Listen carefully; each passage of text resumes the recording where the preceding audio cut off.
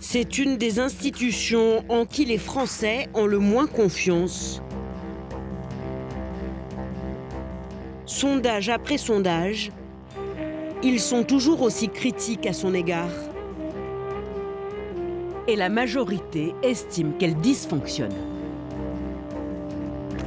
En 2022, des états généraux de la justice sont lancés. Le rapport est accablant. Il y fait mention d'un profond malaise. Pour beaucoup, l'institution serait même en lambeaux. Alors que le nombre d'affaires est stable depuis 20 ans, les délais de traitement se sont allongés. En 2005, une affaire jugée au civil était traitée en moins de 7 mois. C'est 2 fois plus long aujourd'hui. Il faut compter en moyenne 14 mois d'attente. Ça traîne. Le renvoi en expertise. J'aurais peut-être toléré quelques mois. Mais aujourd'hui, oui, ça fait 4 ans. Il y a eu des appels, il y a eu des renvois. Et puis voilà, ça a traîné. Ça fait 6 ans qu'on attend. Au civil comme au pénal, la justice est si lente en France qu'elle fait vivre parfois aux justiciables des épreuves dramatiques. S'ils subissent un réel et incontestable manque de moyens, certains hommes et femmes qui travaillent au sein de cette institution refuseraient-ils de voir leurs propres errements ?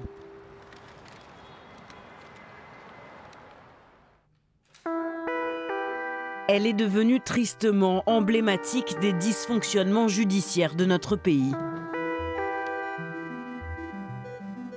L'affaire Estelle Mouzin. En 2003, il y a plus de 20 ans, le pays découvre le visage de la petite Estelle, 9 ans. Elle a disparu un soir de janvier en rentrant de l'école. Des dizaines de CRS sont mobilisés depuis ce matin pour tenter de retrouver une fillette de 9 ans à Guermantes, en Seine-et-Marne. Le père de l'enfant privilégie l'hypothèse de l'enlèvement. C'est la personne qui a pu l'enlever, qu'elle lui rende sa liberté au plus vite. Bonjour, monsieur Mouzin. Vite. Un mot bientôt vide de sens pour le père d'Estelle. Ce temps qu'il supplie d'être le plus court possible va au contraire s'étirer sur plus de 17 ans. 17 ans pour qu'enfin le meurtrier avoue, Michel Fourniret. L'ombre du tueur en série a pourtant plané sur cette affaire dès le début. En juin 2003, soit 6 mois après la disparition d'Estelle, Michel Fourniret est arrêté en Belgique après avoir tenté d'enlever une adolescente à bord d'une camionnette blanche. Le même mode opératoire que pour Estelle. Pour la justice belge, il y a peu de doute. L'homme est impliqué dans la disparition de la petite fille. Mais les policiers et les magistrats français, eux, n'y croient pas.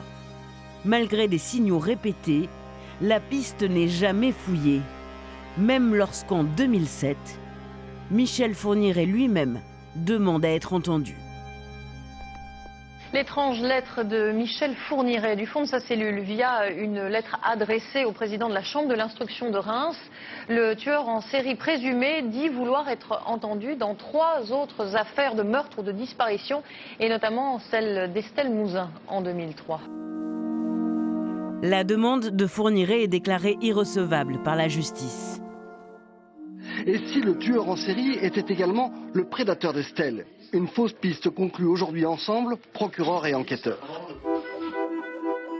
Il faut attendre 2019 pour qu'enfin Monique Olivier passe aux aveux.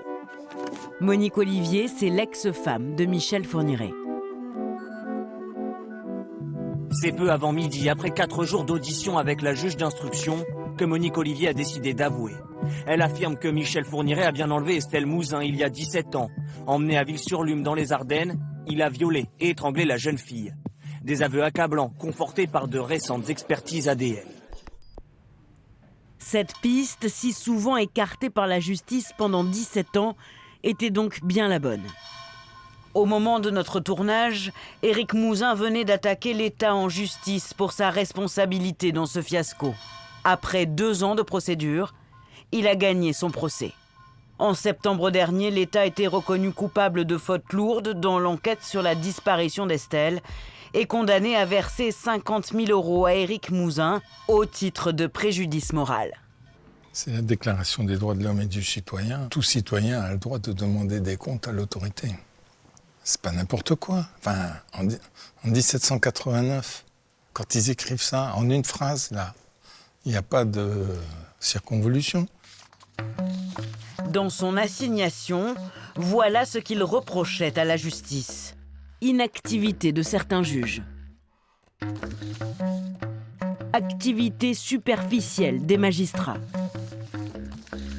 Inaptitude des magistrats à remplir leur mission. Toutes ces charges n'ont pas été retenues par le tribunal judiciaire de Paris. L'État a été condamné pour le retard considérable pris dans l'enquête et pour la façon anarchique avec laquelle elle a été menée. Mais pas de condamnation pour l'inactivité des magistrats. Éric Mouzin a pourtant eu l'impression que la plupart des juges auraient été rétifs à ses demandes pour fouiller la piste Fourniret. Quand on voit qu'on n'arrive pas, que tous les efforts ne servent à rien, qu'on n'arrive pas à se faire entendre, qu'on n'arrive pas à obtenir des pièces de procédure, qu'on a des délais comme ça surréalistes, on se dit mais ça va durer jusqu'à quand, quoi. Là, on se dit non, là je suis ballotté, et je vois pas quand je vais en sortir. Quand nous l'avions rencontré, Éric Mouzin avançait une explication au comportement des juges d'instruction. Tous sont restés en poste en moyenne 3 ans. La durée minimum avant qu'un magistrat ne puisse demander sa mutation, synonyme d'augmentation et d'avancée hiérarchique. L'enquête sur la disparition d'Estelle aurait-elle pâti de ce turnover? Ils savaient qu'ils étaient là pour une durée très courte et que s'ils ne faisaient rien, eh ben, ma foi, ils passeraient entre les gouttes. Donc en se débrouillant bien, vous échappez au problème, puisque le temps que vous commenciez, le moment où vous partez, vous êtes, entre guillemets, invisible. Les juges désignés inefficaces par Éric Mouzin ont tous grimpé dans la hiérarchie. Un est à la tête d'une chambre d'instruction de l'une des plus grandes juridictions de France. 2 autres sont devenus vice-présidents de cour d'appel, parmi les plus importantes du pays. La dernière magistrate, Sabine Kéris, a eu beau faire le travail, obtenir des aveux et même un procès. Il est déjà trop tard. Michel Fourniret n'a pas été condamné puisqu'il est mort avant. Et donc, il ne peut pas être jugé puisqu'il y a extinction de l'action publique une fois qu'il est mort.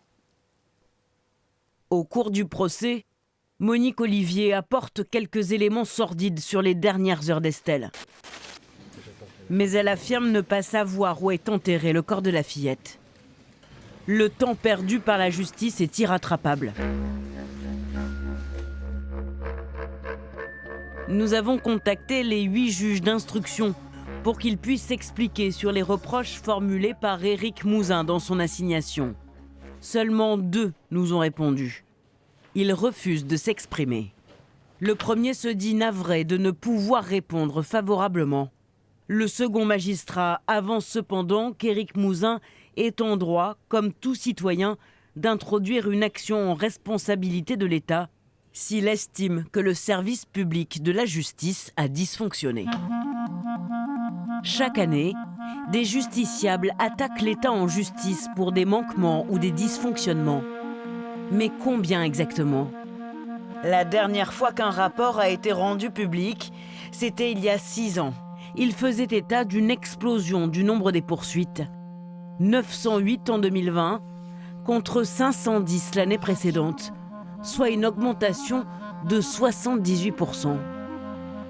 Et depuis, nous avons demandé le dernier rapport au ministère de la Justice, sans succès.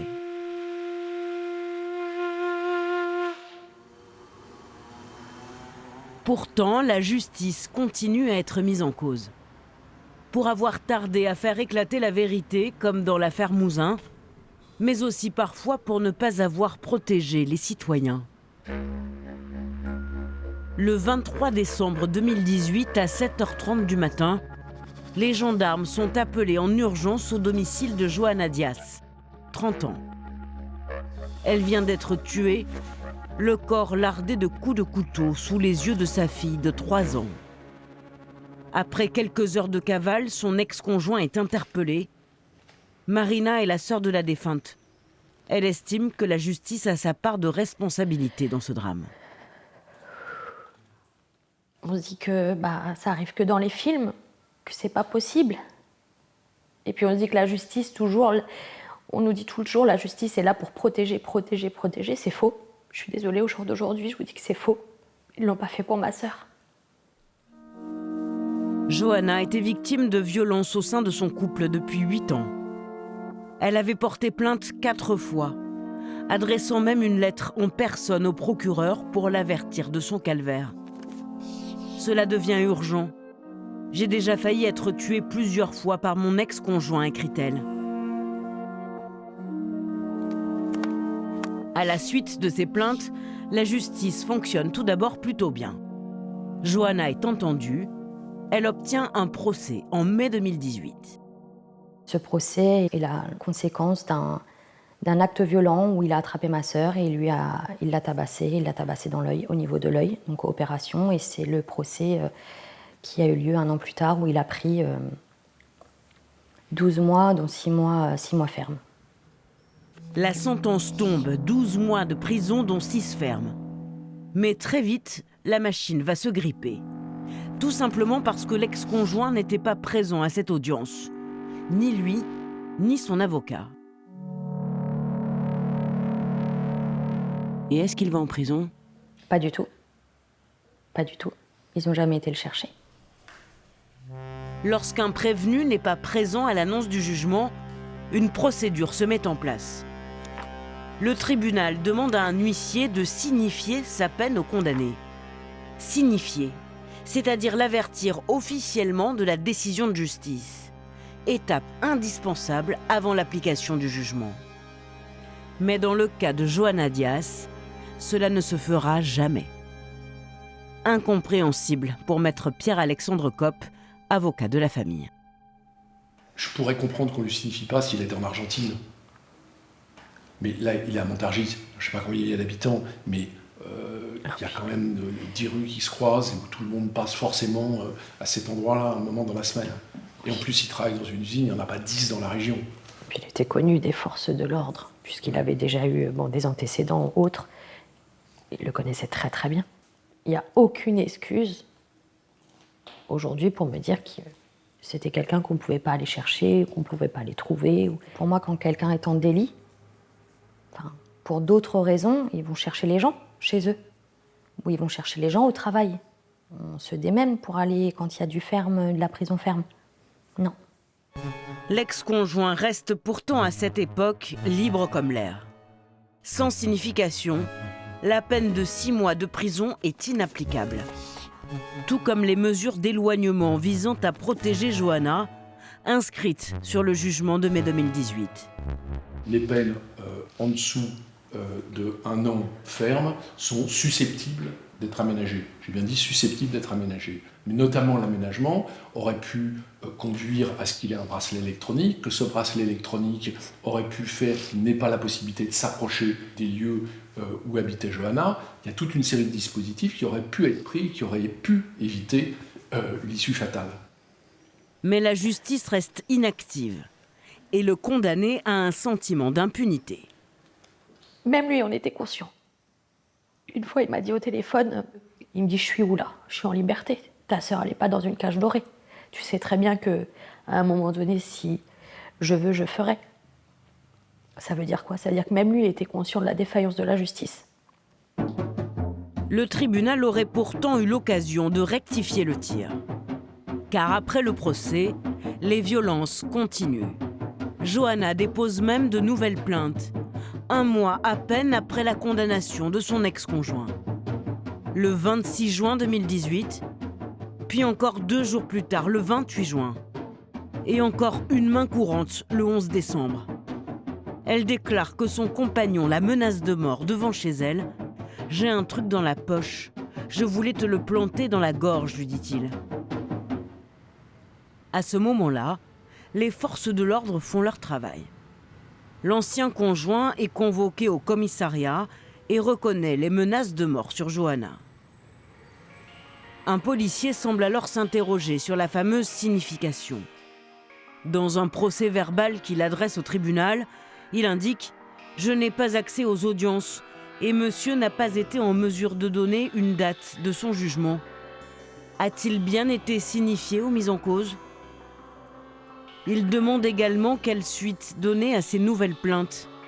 Mais là, la justice aurait commis l'erreur fatale. Vous imaginez la situation, monsieur est au commissariat de police, madame porte plainte contre lui, on l'interroge, on regarde sur les registres informatiques et là, personne ne prend l'initiative de le déférer devant le procureur de la République pour qu'on lui signifie le fait qu'il a déjà été condamné. C'est absurde.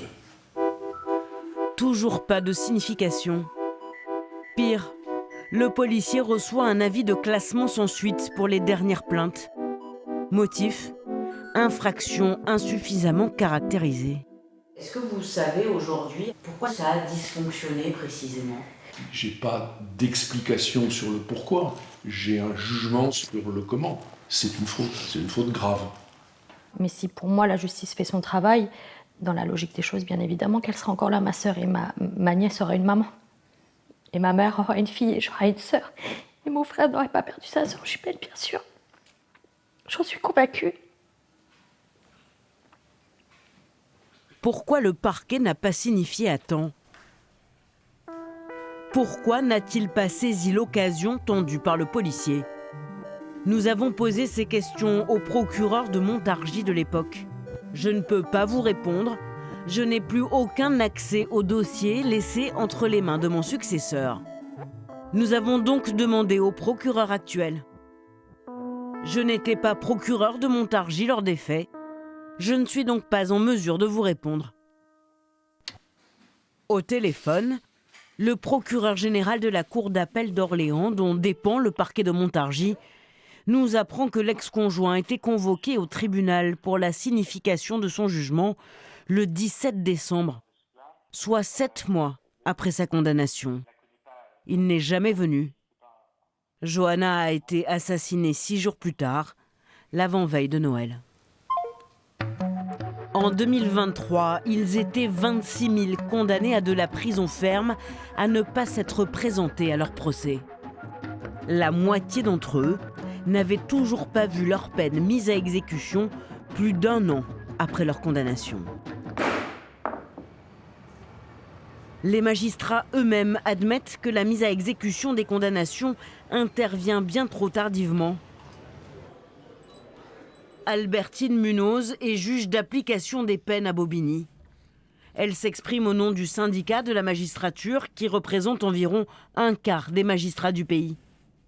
Pour elle, le problème repose essentiellement sur les courtes peines de moins d'1 an, presque toutes aménagées depuis 2020. Dans mon cabinet à moi, 2/3 de mon stock de peines à aménager, ce sont des peines qui ont été prononcées en 2022, souvent pour des faits commis à la fin des années 2018-2019. Aujourd'hui, on est en 2024. Ça veut dire qu'il y a des gens qui ont commis des infractions il y a maintenant 5 ans, qui ont été condamnés il y a maintenant 4 ans et qui ne sont toujours pas convoqués par moi. Pas parce que j'en ai pas envie, pas parce que je ne travaille pas, mais parce qu'actuellement, mon temps est déjà tellement rempli par toutes mes missions autres que je n'ai pas les moyens de convoquer cette personne et d'aménager cette peine. Et là, il y a des conséquences dramatiques. Si pendant 4-5 ans, il ne se passe rien, c'est comme si cette peine n'existait pas. Rien que dans son service à Bobigny, environ 600 condamnés sont dans ce cas. Et parmi ces personnes, certaines ne seront peut-être jamais retrouvées. En 5 ans, ça arrive, et notamment en Seine-Saint-Denis. Il y a beaucoup d'habitats précaires, les gens déménagent beaucoup. Le fait est qu'au bout d'un moment, nous, on n'arrive plus à toucher les gens. Et ça paraît logique aussi. C'est-à-dire, c'est pas forcément des gens de mauvaise foi. Mais on ne pense pas toujours, à chaque fois qu'on déménage, à contacter un tribunal dont le standard, la plupart du temps, n'est pas accessible pour dire « Au fait, je déménage, il y a 4 ans, j'ai été condamné. Si vous voulez me convoquer, je vis à cette adresse-là. » Ce qui fait qu'on perd les gens de vue, que ce soit les personnes condamnées ou les victimes. Et donc, ces peines ne sont pas exécutés. Vous pouvez nous assurer que dedans, il n'y a pas un agent dangereux, quoi? Bah, je peux vous assurer de rien du tout. Comment vous voulez que je connaisse toutes les peines qui sont prononcées en France? Dans votre stock à vous? Dans mon stock à moi, je sais pas, c'est quoi que vous appelez quelqu'un de dangereux, ça aussi, hein. C'est voué à interprétation, hein. Il y a des personnes qui considèrent que toute personne condamnée est une personne dangereuse.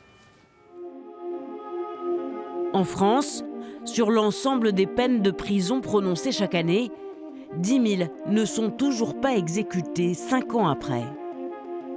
Pour expliquer ces chiffres, Albertine Munoz en avance d'autres, celui des effectifs en Berne. Le pays compte près de 9 000 magistrats pour presque 70 millions d'habitants. C'est 2 fois moins que la moyenne européenne. Actuellement, on est 11 juges de l'application des peines au tribunal de Bobigny. Selon les normes européennes, on devrait être le double de juges de l'application des peines dans ce service. Ça pose aussi problème parce que là, on est en train, tous et toutes, de s'épuiser à la tâche. Pour y remédier, l'ancien garde des Sceaux, Éric Dupond-Moretti, lance un plan d'embauche pour la justice dès son arrivée au ministère. Il promet l'emploi entre autres de 1500 magistrats et de 1800 greffiers d'ici 2027. Pas assez pour rattraper les effectifs des autres pays d'Europe. Une situation tendue, mais qui dédouanerait un peu trop facilement certains magistrats.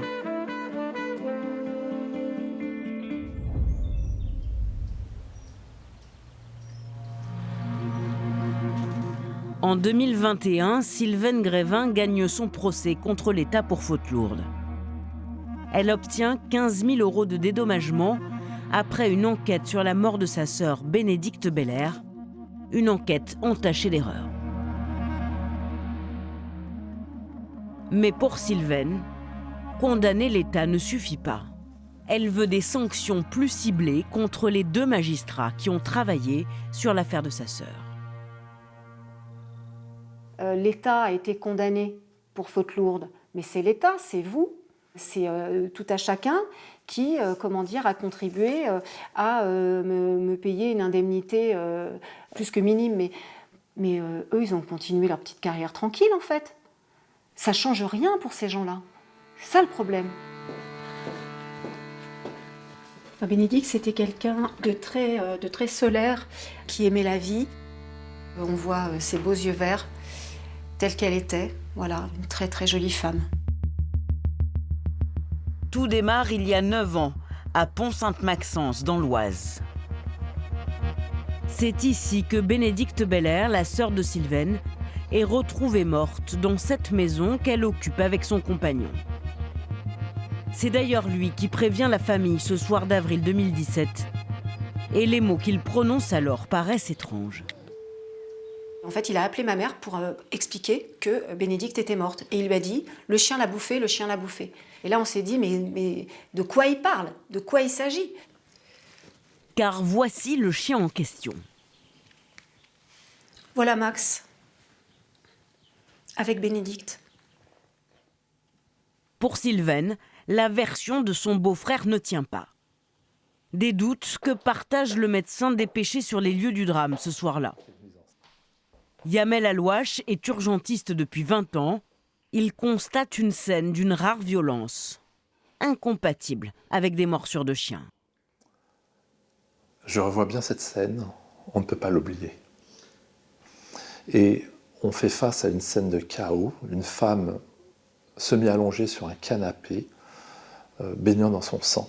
Cette femme présentait des marques d'hématomes sur tout le corps, mais également des traces de mutilation sur le visage.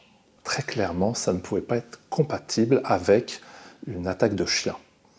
Pour les raisons suivantes, c'est que la lésion oculaire était parfaitement bien circonscrite et ne pouvait pas être l'objet d'une morsure par arrachement du globe oculaire. Clairement, ce corps a été mutilé. Il pose dans son rapport un obstacle médico-légal. Un jargon médical qui permet aux médecins de signaler une mort suspecte. Pour la famille, cela ne fait plus aucun doute. Le décès de Bénédicte n'a rien d'accidentel. D'autant que Bénédicte Belair était victime de violences conjugales depuis des années. Ah bah, bien sûr qu'on fait le lien tout de suite. Moi, je me dis, il l'a tué. Mon frère et moi, on sait qu'il l'a tué. Voilà, c'est Bénédicte, de toute façon, c'était sa chose. Bénédicte, 10 jours avant, m'appelle en larmes en me disant « Je ne peux plus sortir de chez moi, je suis séquestrée. Je suis frappée très tôt le matin, je suis obligée de me lever avant lui parce que autrement, je subis sa colère avant qu'il parte au travail. » Son ex-compagnon est quelqu'un de dangereux. Et la justice le savait ? Évidemment que la justice le savait. En effet, en 2012, le conjoint avait été condamné à 3 mois de prison pour violence sur Bénédicte. Une enquête est donc diligentée. Mais le parquet de Senlis conclut très vite à une mort accidentelle.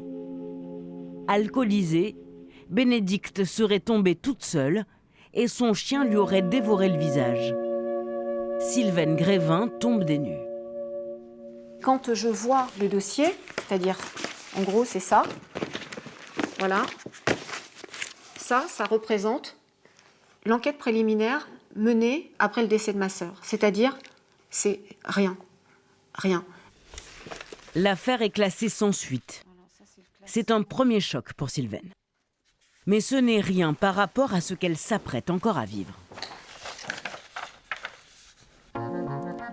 Grâce à sa ténacité, Sylvaine fait rouvrir le dossier. Nouvelle équipe de magistrats, nouvelle enquête, elle est pleine d'espoir. Mais son chemin va croiser ces fameux 2 magistrats qu'elle pointe du doigt aujourd'hui. Il y a d'abord cette juge d'instruction, responsable de la nouvelle enquête. Rien que de voir son visage, ça me stresse. Pourquoi ça vous stresse de la voir ? Parce que cette femme, en fait, m'a clairement traumatisée. Quand je dis clairement traumatisée, le mot n'est pas fort. Vous voyez, 7 ans plus tard, quand je vois son visage, ça me... Voilà. Vous voyez, ça me monte. Voilà. Pour Sylvaine, cette juge d'instruction ne connaissait pas le dossier et avait clairement un parti pris lors des auditions. Moi, j'arrive devant un juge d'instruction qui, en gros, est là pour instruire sur une affaire de meurtre. Et donc là, les seules questions qu'elle me pose, elles sont à charge concernant ma sœur. Du style, mais depuis combien de temps vous n'aviez pas vu votre sœur ? Mais vous saviez que votre sœur buvait ? Et c'était que des questions comme ça. Parce que Madame ne voulait pas avancer d'un poil, parce que pour elle, c'était plié, c'était un accident, elle ne voulait pas s'emmerder, elle l'avait bien dit. Moi, j'ai 60 dossiers derrière celui-là. Ça veut dire tout ce que ça veut dire, ça. À force d'insistance, Sylvaine et ses avocats obtiennent une nouvelle autopsie. Une exhumation du corps de Bénédicte est donc ordonnée par la juge d'instruction. Mais là encore, le comportement de la magistrate sidère Sylvaine. Normalement, on prévient la famille quand même, parce que c'est quelque chose quand même d'assez violent. La plupart des magistrats le font, enfin c'est bien normal. Au lieu de ça, ma mère en Bretagne, dans son petit village, comme tous les jours, en juillet, elle va déposer des fleurs, sur les tombes. Et là, elle arrive, il n'y a plus de tombe en fait. Mais vous imaginez la violence. Si vous voulez, cette juge, au demeurant, elle n'a non seulement pas fait son travail, c'est-à-dire très clairement, pour moi, elle était incompétente, mais que de surcroît, elle était aussi maltraitante. La juge d'instruction ne serait pas la seule à avoir manqué à ses devoirs. Le procureur aussi aurait commis l'irréparable. Il a autorisé la destruction d'une dizaine de scellés. Les vêtements de ma sœur, il n'y en a plus. Ma sœur, son cerveau, pareil. Son cerveau, on sait qu'elle est morte d'un hématome subdural au cerveau. Son cerveau a été détruit. Les taches de sang ont été détruites. Parce que tout ça, ce sont des preuves potentielles qu'on ne verra plus jamais. Faute de preuves, le conjoint de Bénédicte n'a pas été mis en examen pour homicide et échappe ainsi aux assises. Depuis 9 ans, il vit en liberté en attendant son procès en correctionnel pour fait de violence. La juge d'instruction a été dessaisie de l'enquête par sa hiérarchie. Le procureur, lui, a été promu dans une autre juridiction. Nous les avons sollicités pour une interview. Le procureur a réagi. J'aurais souhaité pouvoir répondre, car je mets mon orgueil dans le fait d'assumer ce qui doit l'être. Mais les règles du Code de procédure pénale ainsi que nos règles déontologiques interdisent qu'un procureur de la République s'exprime publiquement sur une affaire toujours en cours. Nous avons essuyé un refus également de la part de la juge d'instruction, mais la réponse est plus étonnante. Si elle évoque elle aussi le secret de l'instruction, elle nous indique en revanche être libre de s'exprimer sur ses activités littéraires.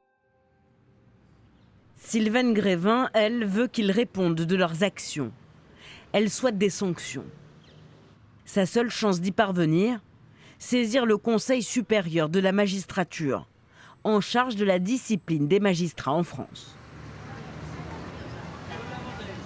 Ce conseil siège à Paris de manière très discrète dans les beaux quartiers de la capitale.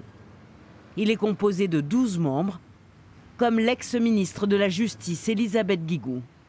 Resté longtemps inconnu, le Conseil supérieur de la magistrature est apparu au grand public avec l'affaire Outreau. L'un des plus grands fiascos judiciaires que la France ait connu. 13 personnes emprisonnées pour des actes pédophiles qu'elles n'ont jamais commis. À la tête de l'enquête, le juge d'instruction Fabrice Burgot a complètement failli à sa mission. Mais les membres du Conseil supérieur de la magistrature le sanctionnent à minima, un simple blâme qui choque l'opinion. La chancellerie avait demandé 1 an de suspension. C'est une réprimande avec inscription au dossier, la plus basse sanction prévue par la loi. Fabrice Burgot peut continuer d'exercer au parquet de Paris. Une réprimande comme pour un élève turbulent, une farce dérisoire, un corporatisme exacerbé. J'ai l'impression quelque part qu'on reste dans ce microcosme entre magistrats en disant bon, on est obligé de le sanctionner, donc on va le sanctionner, mais pas trop quand même parce que c'est un des nôtres. Ce scandale aboutit à une réforme du Conseil supérieur de la magistrature jugée trop corporatiste. Depuis 2008, de simples justiciables comme Sylvaine peuvent le saisir. En première page de son site internet, le CSM vante même cette ouverture. La saisine directe du Conseil supérieur de la magistrature par les justiciables a été l'une des innovations de la révision constitutionnelle du 23 juillet 2008. Voilà pour l'image, mais les chiffres, eux, sont étonnants. En 2025, sur 391 décisions rendues par le Conseil, 303 ont été déclarées irrecevables. 87 ont été rejetées. Aucune n'a donné lieu à une sanction. 0 blâme, 0 exclusion temporaire, 0 révocation. Pour comprendre, nous avons fait une demande de tournage au Conseil. Elle a été refusée. Alors nous avons contacté d'anciens membres issus de la société civile. Car depuis la réforme de 2008, dans un souci de transparence, parmi les 12 membres du Conseil, 6 ne sont pas magistrats, mais universitaires, comme Hélène Pollia, ou anciens avocats. Vous êtes bien comme ça? Ah bah oui. Comme Jean-Christophe Gallou. En 4 ans de mandat, ils ont épluché 1777 plaintes de justiciables. Si aucune n'a abouti à une sanction, c'est parce que le texte de loi qui encadre la procédure est bien trop restrictif. Cette procédure a été présentée comme quelque chose permettant beaucoup de choses alors qu'elle permettait peu de choses. On a entrouvert la porte, mais on n'a pas ouvert les 2 battants et ouvert les fenêtres. Ça, c'est très clair. Pour qu'une plainte soit jugée recevable, elle doit uniquement concerner les dérives déontologiques des magistrats. Car ils sont soumis à des obligations. L'impartialité, la dignité, le respect et l'attention portée à autrui. Il est même écrit que le magistrat doit entretenir des relations empreintes de délicatesse avec les justiciables. Mais même lorsqu'une plainte fait référence à ce code déontologique, ça bloque. Pour une raison très simple, selon ces anciens membres du Conseil. Le manque de preuves. On n'a aucun élément objectif, autre que ce qui est dans la plainte. Si vous n'avez pas un élément objectif à côté, on ne va pas aller poursuivre quelqu'un, entendre quelqu'un simplement sur une seule parole. Il faut donner des faits précis permettant de qualifier le comportement du magistrat ou les faits qui étaient reprochés au magistrat qui pouvaient être qualifiables de faute disciplinaire. Et là, c'est là qu'effectivement la qualification n'est pas forcément tout à fait évidente au regard de simples allégations, sorties évidemment d'un contexte parce que tout n'est pas enregistré, consigné, etc. Donc c'est ça qui pose évidemment problème, la preuve et la démonstration du fait. Contrairement à une plainte classique, c'est aux plaignants de faire tout le travail d'enquête. Ne comptez pas sur les membres du CSM pour le faire. La loi ne leur donne presque aucun pouvoir d'investigation. Quand il y avait doute, on a essayé d'aller un peu plus loin.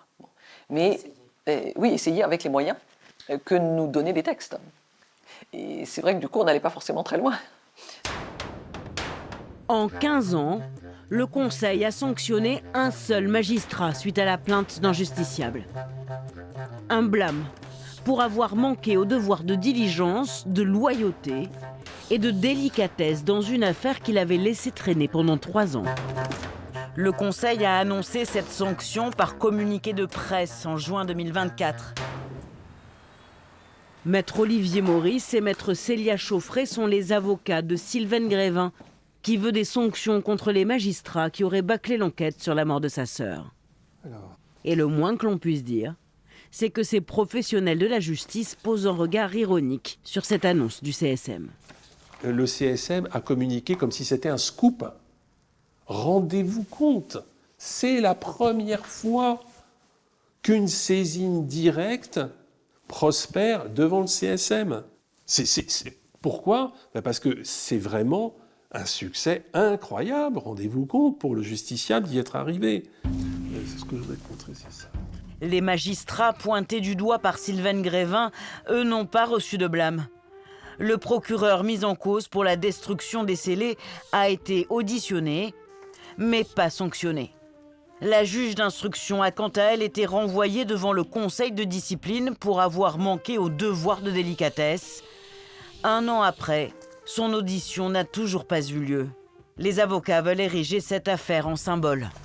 Si le CSM considère que tout est bien et qu'en définitive c'est parfait, moi j'ai une vision des choses qui me laisse à penser que ça accentuera considérablement le discrédit sur l'institution judiciaire. Si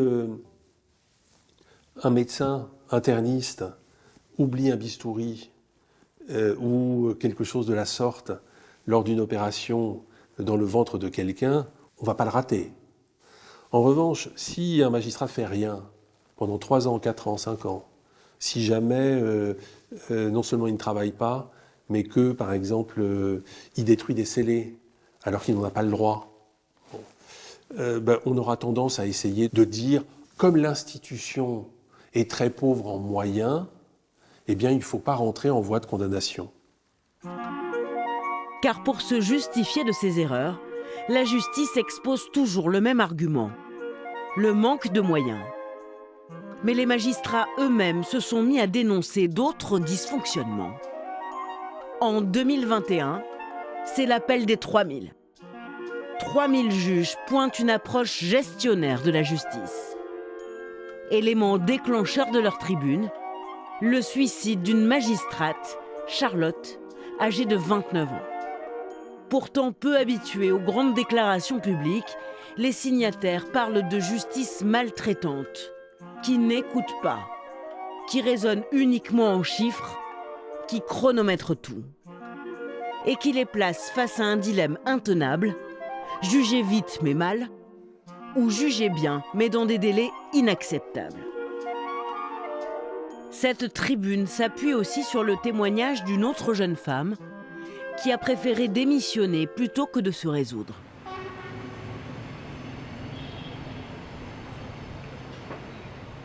Elle s'appelle Floriane, elle a 28 ans.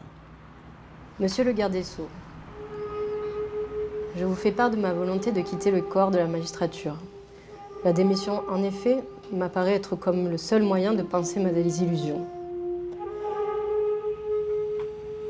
Par cet acte de démission, c'est aussi ma liberté de vivre et de m'exprimer que j'entends retrouver, et ce, sans réserve. Floriane Chambert, juge des contentieux de la protection. Moi, je voulais juste plus faire partie de cette institution. À ce point-là? Ouais. J'avais... En fait, je considérais que si je restais, j'étais complice un peu du fait que c'est une institution qui, parce qu'elle est dégradée à ce point, est maltraitante avec les justiciables et maltraitante avec ceux qui y travaillent à l'intérieur. Voilà.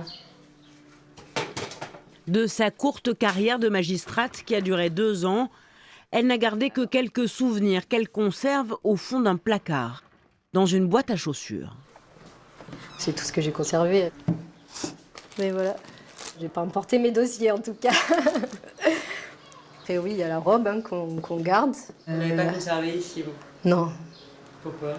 Je sais pas, j'avais pas envie de la conserver avec moi. Non, elle est bien chez ma mère, voilà. De cette époque, elle conserve des souvenirs amers. Elle décrit une justice parfois au bord de l'absurdie et dit avoir subi cette approche gestionnaire dénoncée dans la Tribune des 3000. Et dans la magistrature, on ne va pas regarder la qualité de votre travail, on va regarder la quantité que vous avez réussi à abattre. Et donc, qu'importe si vous motivez vos décisions, qu'importe si vous écoutez ou pas les justiciables en audience, si vous les gardez 5 minutes ou alors 20 minutes, voilà, qu'importe tout ça, tant que dans le rapport, à la fin, il y a marqué que vous avez rendu telle décision, combien de décisions, etc. et que ça satisfait la hiérarchie. La qualité du travail n'est jamais interrogée, voilà, jamais. Conséquence de cette politique du chiffre menée dans les tribunaux, les justiciables sont de plus en plus nombreux à contester les décisions.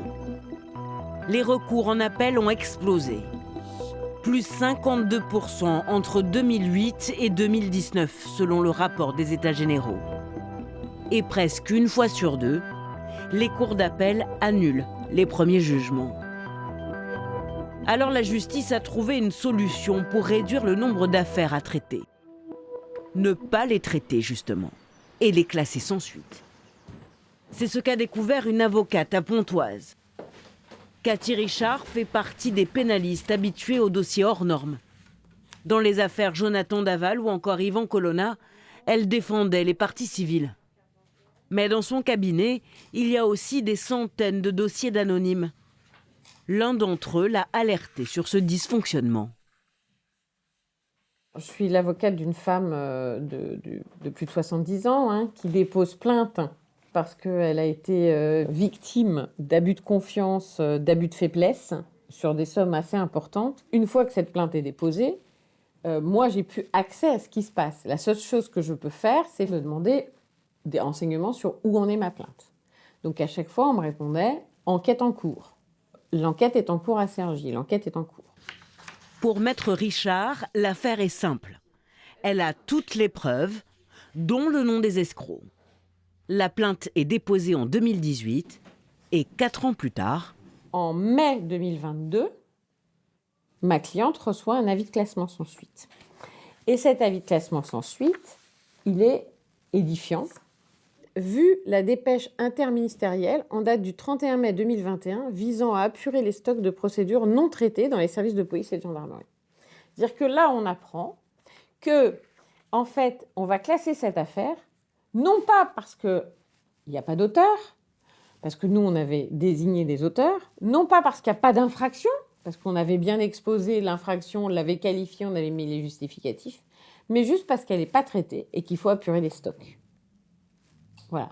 Ah ben moi, quand je vois ça, je fais des bonds. Je me dis, mais c'est pas de la justice, ça. Enfin, je veux dire, voilà. Cathy Richard alerte alors la presse. Et la circulaire en question finit par fuiter. Il est demandé de veiller à la résorption de ces stocks de procédures. Le stock désigne les affaires n'ayant fait l'objet d'aucune investigation depuis au moins 1 an. Et c'est exactement ce qu'il s'est passé pour sa cliente. Personne n'a été convoqué, personne n'a été entendu, il n'y a pas eu d'audition, il n'y a pas eu de vérification, il n'y a rien eu. C'est-à-dire que la plainte, elle est restée sur un bureau, dans un stock, dans un tas, dans une pile, et qu'au bout d'un moment, on a dit « Oh, cette pile-là, elle est là depuis quand ?» Bon, allez, hop, stock non traité. Ça se fait, on met sous le tapis, on balaye. Moi, j'ai une cliente de 77 ans qui est victime, qui est envahie psychiquement par ce qui lui arrive. Enfin, c'est une vie, quoi. C'est pas un stock, ma cliente. Maître Richard a beau alerter, rien ne bouge.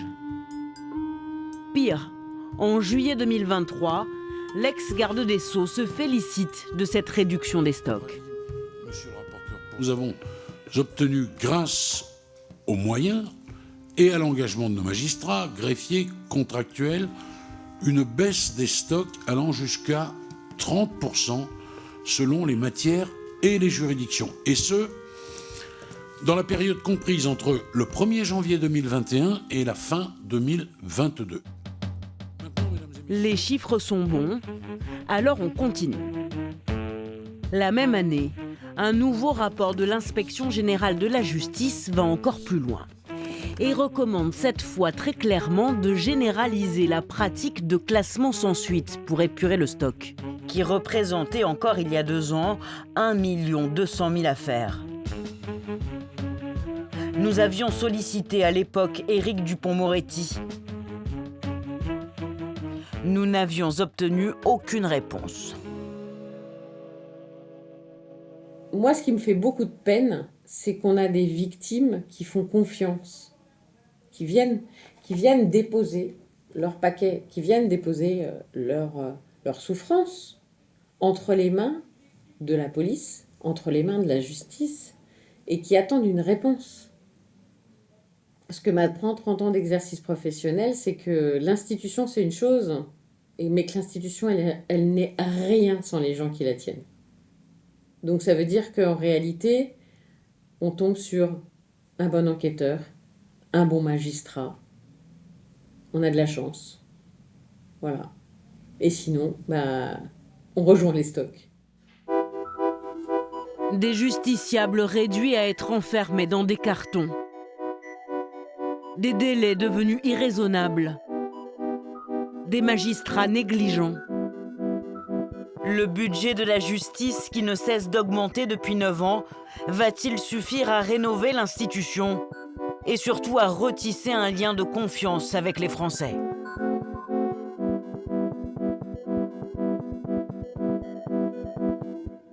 Si vous voulez voir l'intégralité de notre émission, n'hésitez pas, cliquez ici pour notre dernière vidéo, c'est là. Et puis si vous aimez vraiment Envoyé spécial, vous pouvez vous abonner, c'est juste ici. Pour plus de contenu encore, allez sur nos réseaux sociaux, X, Instagram ou TikTok. On vous attend.